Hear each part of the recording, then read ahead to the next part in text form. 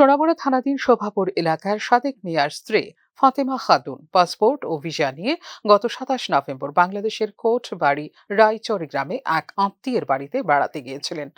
গতকাল রাতে আত্মীয়ের বাড়িতে কোনো বিষয়ে ঝগড়া হওয়ায় রবিবার সকালে সোনামুড়া তাঁর নিজ বাড়িতে আসার উদ্দেশ্যে বাংলাদেশ বিবির বাজার চেকপোস্টে গেলে সেখানে বাংলাদেশ পুলিশ ও নিরাপত্তারক্ষীদের সামনে থেকে কয়েকজন দুষ্কৃতী ফাতেমা খাতুনকে জোর করে তুলে নিয়ে যায় বলে অভিযোগ করা হয়েছে অপহৃতা ফাতেমা খাতুনের পরিবারের পক্ষ থেকে। আমার মায়ের নাম ফাতেমা খাতুন, বাবার নাম সাদেক মিয়া। গত বুধবারে ২৭ তারিখে আমার মা বাংলাদেশে গেছে আত্মীয়র বাড়িতে। ওইখানে দুই পার্টি ঝামেলা হয়েছে।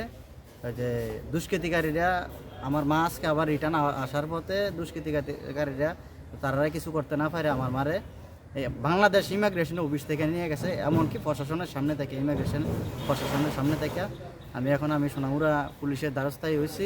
তোমার মা কি পাসপোর্ট দিয়ে গেছিল? হ্যাঁ, পাসপোর্ট দিয়া লিগ্যাল ভাবে গেছে, ইমিগ্রেশন অফিস থেকে নিয়ে। অপহরণের ঘটনার পর ফাতেমা খাতুন ফোন করে সোনামুড়ায় তার পরিবারের সদস্যদের তার অপহরণের ব্যাপারে জানালেও কিছুক্ষণ পর থেকে তার ফোন বন্ধ পাওয়া যাচ্ছে বলে জানান তার স্বামী সাদেক মিয়া। অফিস থেকে উঠে নিয়ে গেছে, এখন প্রশাসন ছিল সেখানে সীমন্তপুর ইমিগ্রেশন দিয়া বিবির বাজার ইমিগ্রেশনে। এখন কোন প্রশাসনে কিছু ভূমিকা নাই। এখন যে সময় নেয় ওই সময় আমাকে বলছিল যে আমাকে উঠে নিয়ে যাইতেছে এখান থেকে ১০-১২ জন লোকে।